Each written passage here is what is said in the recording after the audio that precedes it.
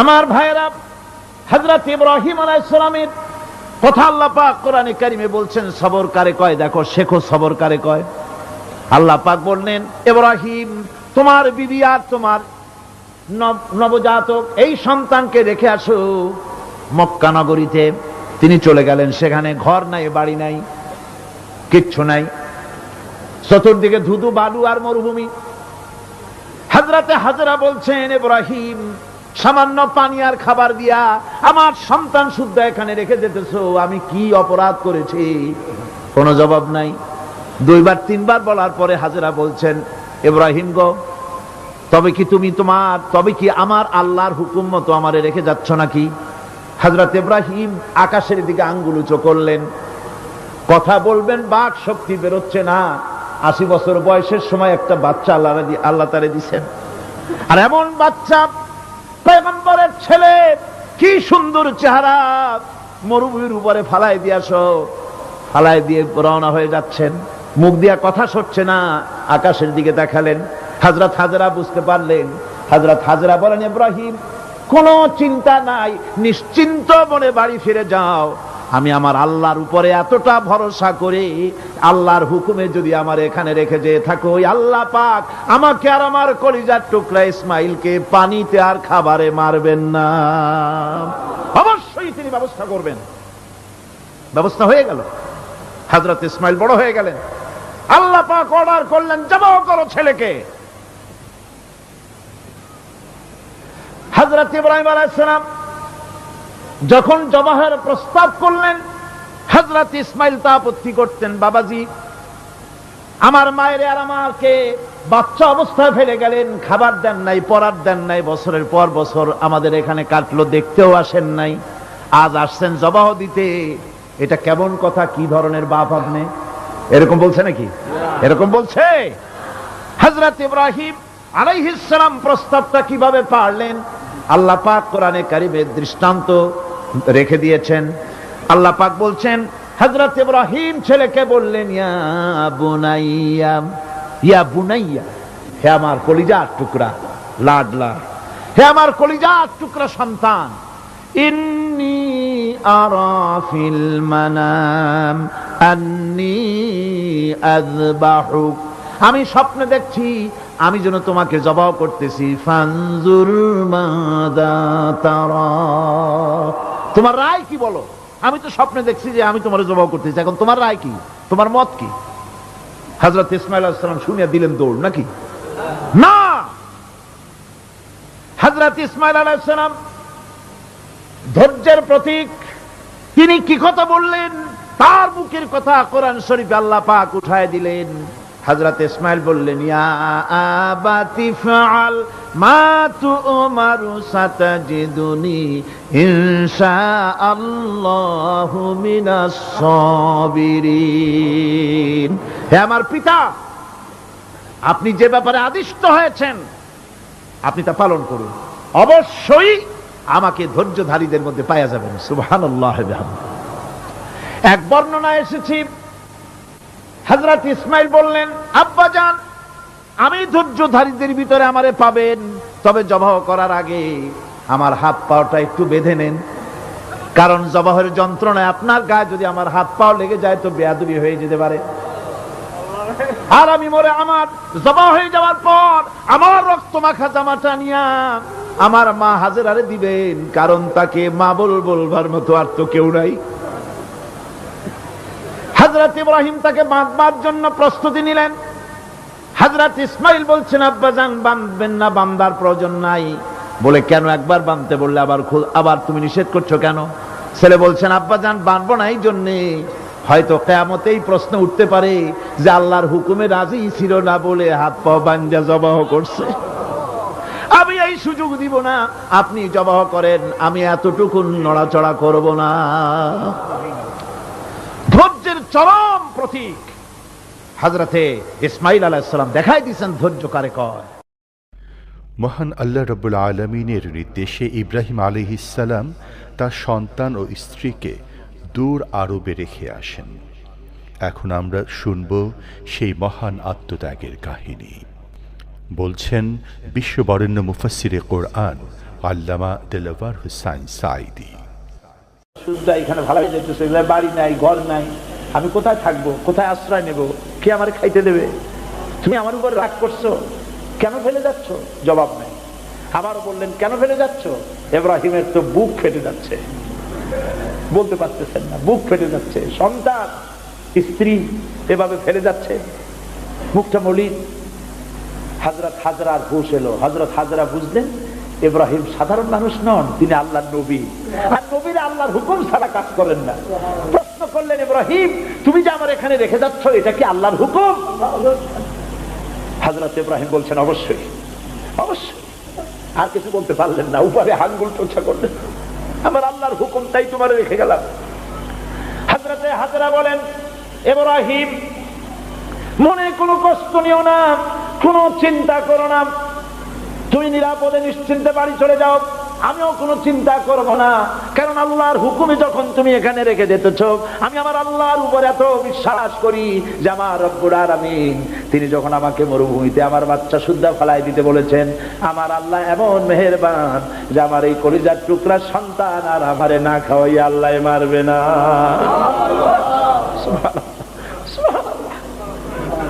হযরতে হাজরা পানির জন্য দৌড়দৌড়ি করলেন। সাফা মারোয়া আপনারা জানেন, সব জানা কথা, সাফা মারোয়া দৌড়িয়ে দৌড়ি। এই যে পানির জন্য হাজরা দৌড়াইলেন, আল্লাহর কাছে খুব নাপছন্দ হয়েছে নাকি? এমন পছন্দ হইল আল্লাহর কাছে, কিয়ামত পর্যন্ত তার এই বান্দির আমল, এই দৌড় আল্লাহর কাছে এমন পছন্দ হয়ে গেল, কিয়ামত পর্যন্ত সমস্ত হাজীদের জন্য আল্লাহ ওয়াজিব করে দিল, দৌড়াও, আমার হাজরা যেমন দৌড়াইছে সেই রকম দৌড়াও। সুবহানাল্লাহ। ইসমাইল না খেয়ে মরছে, পানির অভাবে মরছে। হযরতে জিবরাইলকে আল্লাহ পাঠায় দিলেন, আমার ইসমাইলের পায়ের গুতা যেখানে লাগতেছে তুমি গিয়ে সেখানে পায়ে আঘাত করো। হযরতে জিবরাইল পায়ের আঘাত করলেন, সেখান থেকে পানি ছিটকে বেরিয়ে চলে আসলো। জমজম, থাম থাম। হযরতে হাজরা এসে দেখেন পানি চিকচিক করতেছে চতুর্দিকে, পানি থামানো যায় না, চতুর্দিকে পাথর দিয়ে বেড়া দিতে, তাও থামে না। তারপরে তিনি বলছেন জাম জাম, মানে থাম থাম। পানি থেমে গেল, কিন্তু পানির উৎস থামলো না। সেই পানি পৃথিবীর কোটি কোটি মানুষ আজ পান করে, লক্ষ লক্ষ মানুষ এই পানি দিয়ে গোসল করে, উযু করে। লক্ষ লক্ষ গ্যালন পানি প্রতি বছর সারা দেশে ছড়িয়ে যায়, মক্কায় যায়, মদিনায় যায়, জেদ্দায় যায়, সমস্ত জায়গায় যায়। দরিয়া ফুরায় যাওয়ার কথা, কিন্তু কুয়া ফুরায় না। সুবহানাল্লাহ। আল্লাহর কুদরত কাকে বলে? এগুলো কি কপাল পোড়াদের কিসমতে হবে? কপাল পোড়াদের কিসমতে হবে? আল্লাহ পাক ঈমানদার মুমিনদের জন্য সমস্ত নিয়ামত রেখে দিয়েছেন। আল্লাহ পাক বলেছেন, ফিহি আয়াতুন বাইয়িনাত, অসংখ্য নিদর্শন। এই কাবা আর এই কাবা কেন্দ্রিক আমার অনেক নিদর্শন আছে, তাকায় দেখো কত নিদর্শন। আজ পৃথিবীর কোন শহর নাই নিরাপত্তার শহর যেখানে জীবনের নিরাপত্তা পাওয়া যাবে। আল্লাহ পাক বলেছেন, ওমান দাখালাহু কানা আমিনান, যেই ঢুকবে মক্কায় আর মদিনায় সেই নিরাপত্তা লাভ করবে। সুবহানাল্লাহ, সুবহানাল্লাহ বলবেন না? সুবহানাল্লাহ বলবেন না? আমার বন্ধুগণ, এরই বলে সারেন্ডার করা। আল্লাহ রাব্বুল আলামিন বললেন আসলিম, সারেন্ডার করো। হযরত ইব্রাহিম আলাইহিস সালাম বললেন আসলামতু লিরাব্বিল আলামিন, সারেন্ডার হয়ে গেলাম। সারেন্ডার হয়ে এক পরীক্ষা পাস করলেন, আরো এক পরীক্ষায় দুটা পাস করছেন কিনা? সুবহানাল্লাহ। এবার 3 নম্বরের পরীক্ষা, 3 নম্বর। ছেলে এবার বড় হয়েছে, নাদুস নুদুস চেহারা, সুন্দর, সুবহানাল্লাহ, নাদুস নুদুস চেহারা, জ্ঞান হয়েছে। এবার যাও ছেলেকে জবাব করো। সুবহানাল্লাহ। একটার পর একটা মারাত্মক অগ্নি পরীক্ষা, ছেলের জবাব করো। হযরত ইব্রাহিম আলাইহিস সালাম বলছিলেন যে আল্লাহ এই রকমের কঠিন পরীক্ষা তুমি আমারে ভালাইও না। বলছেন না। আমার মা বোনেরা, আমার ভাইয়েরা লক্ষ্য করেন, হযরত ইব্রাহিম ছেলেকে প্রশ্ন করলেন, তারে বললেন পরিষ্কার, আল্লাহ আমাকে অর্ডার করেছেন, ইন্নী আরা ফিল মানাম আন্নী আযবাহুক, আমি স্বপ্নে দেখেছি আমি তোমাকে জবাই করতেছি, বলো তোমার অভিমত কি? ফানজুর মাযা তারা, বলো তোমার অভিমত কি? হযরত ইসমাইল বলতে পারতেন, আব্বা আপনি আমার বাবা, আমার মায়ের শুদ্ধ করে ফালাই দিয়ে গেছেন, বছরের পর বছর খাবার দেন নাই, পরার দেন নাই, খোঁজ খবর নেন নাই, আজকে কোন অধিকারে আপনি আমাকে জবাই করতে এসেছেন? বলতে পারতেন না? তিনি কি তা বলেছেন? না। এর নাম মুসলমান। চিল্লায় বলেন সুবহানাল্লাহ। এর নাম মুসলমান। আল্লাহর হুকুমের সামনে মাথা নত করে দাও। হযরত ইসমাইল কি জবাব দিলেন?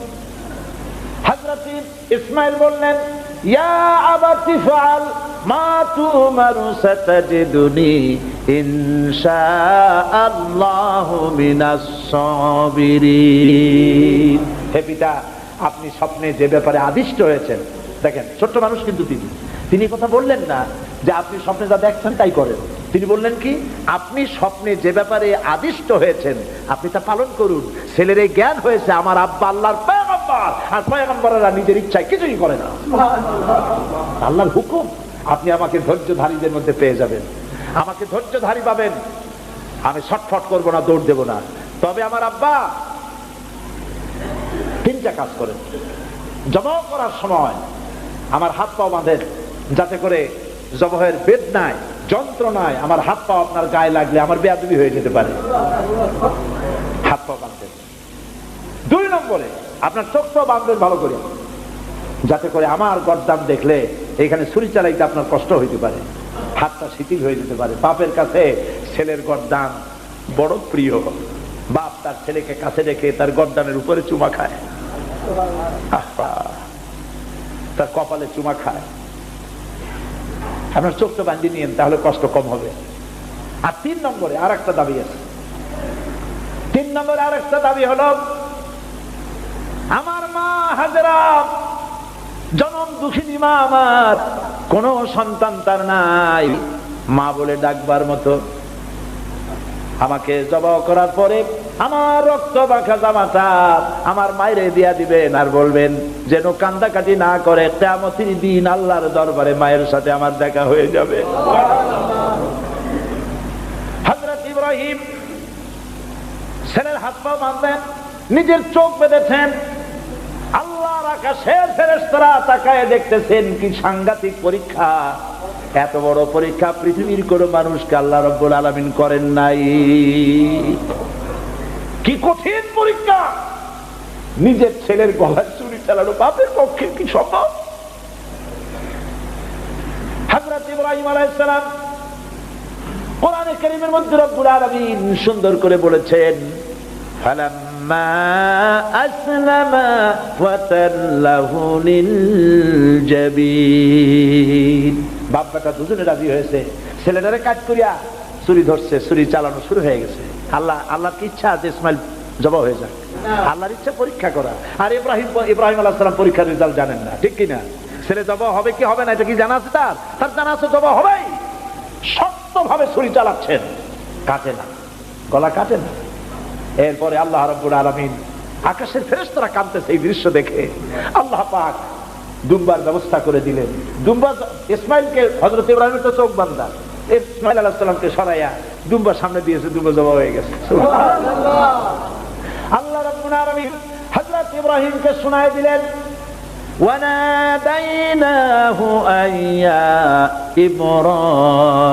ইব্রাহিম قد صدقت الرؤيا إنا كذلك نجزي المحسنين। আমি ইব্রাহিমকে ডেকে বললাম, ইব্রাহিম তুমি তোমার স্বপ্নকে বাস্তবে রূপ দিয়েছো, আর আমি এইভাবে করে মুহসিনিনদেরকে পুরস্কৃত করে থাকি। সালামুন আলা ইব্রাহিম। ইব্রাহিমের উপরে আল্লাহর শান্তি নাজিল হোক। কিয়ামত পর্যন্ত পৃথিবীর কোটি কোটি মুসলমানেরা নামাজের মধ্যে ইব্রাহিম আলাইহিস সালামের জন্য দোয়া করবে। সুবহানাল্লাহ। দোয়া করেন না আপনারা? কোন সময়? দরুদের মধ্যে। দরুদ। কিয়ামত পর্যন্ত দোয়া করো, তোমার নেতা, তোমার জাতির পিতা। মুসলমান কারে বলে? এর নাম মুসলমান।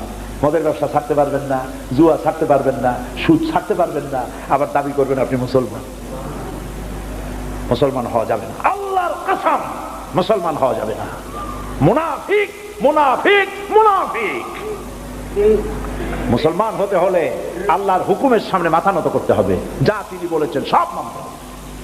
মিথ্যা ছেড়ে দিতে হবে, ওজনে কম দেওয়া যাবে না, খাদ্যে ভেজাল দেওয়া যাবে না, নিজের স্ত্রীকে, নিজের মেয়েকে বেপরদা করা যাবে না, বৈশাখী মেলার নামে নিজেদের মেয়েগুলিকে সৌন্দর্য প্রদর্শনী করে মানুষের সামনে বের করা যাবে না। এর নাম ইসলাম। এর নাম কি? এই ধরনের মুসলমান হইতে পারবো আমরা?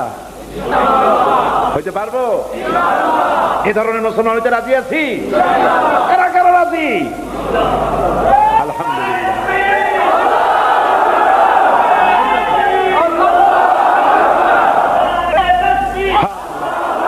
বলি আলহামদুলিল্লাহ। জোরে বলেন আলহামদুলিল্লাহ। এইরকম মুসলমান হতে হবে যে আমার চেহারা করতে হবে আল্লাহ যেভাবে হুকুম করেছেন, রাসূল যেভাবে করেছেন।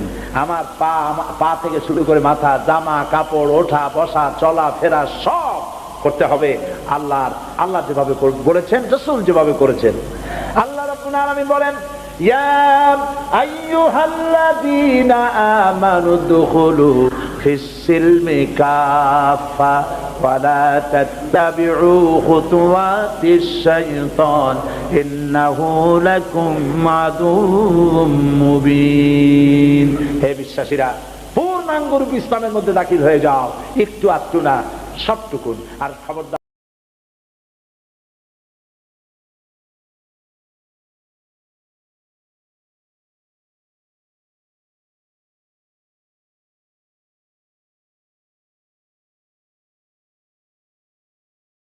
ربنا لا تزغ قلوبنا بعد إذ هديتنا وهب لنا من لدنك رحمة إنك أنت الوهاب। হায় আল্লাহ তাআলা, লাখো জনতা আজকের এই প্রথম দিনেই আল্লাহ তাআলা কোরআনের এই মাহফিলে দীর্ঘক্ষণ ধরে তোমার কোরআনের কথা শুনে তোমার দরবারে হাত তুলেছি। দয়া করে মেহেরবানি করে আমাদের জিন্দেগির গুনাহ খাতাকে মাফ করে দাও। আমাদের মা বাপ মুরব্বিয়ান যারা কবরে চলে গেছে, আল্লাহ তাআলা কবরগুলিকে জান্নাতের টুকরায় পরিণত করে দাও। রব্বির হামহুমা কামা রব্বায়ানি সগীরা। পড়েন সবাই, রব্বির হামহুমা কামা রব্বায়ানি সগীরা। আয় আল্লাহ তাআলা, আমাদের এই বিবি বাল বাচ্চা যা দান করেছো সবগুলিকে দিনদার বানাও, ইমানদার বানাও, নামাজি বানাও, পরেজগার বানাইয়া দাও।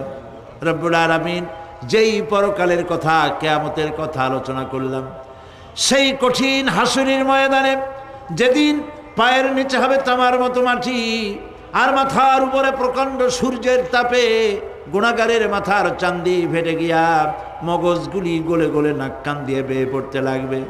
জিহ্বাটা পানির পিপাসায় কুকুরের মতো ঝুলে নাভিস্থল পর্যন্ত পড়ে যাবে। ময়দানে সাড়া পড়বে পানি পানি বলে। আল্লাহ তাআলা ওই দিনে তোমার হাবিবের হাতের কাউসারের পেয়ালা আমাদের নসিব করে দিও। আহ জাতি है फलक पर रहम लाने के लिए, आह जाती है फलक पर रहम लाने के लिए, बादलो हट जा दे दो आह जाने के लिए। रहम कर अपना ना आईने करम को भूल जा, रहम कर अपना ना आईने करम को भूल जा।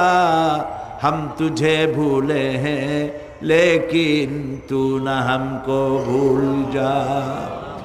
রব্বুল আলামিন, মা বোনেরা কষ্ট করে মাহফিলে এসেছেন, আল্লাহ তাআলা মা বোনদেরকে এমন আমল করার তৌফিক দাও যাতে করে কিয়ামতের দিন হযরত আয়েশা, হযরত খাদিজার সঙ্গে হাসর নসিব হয়ে যায়।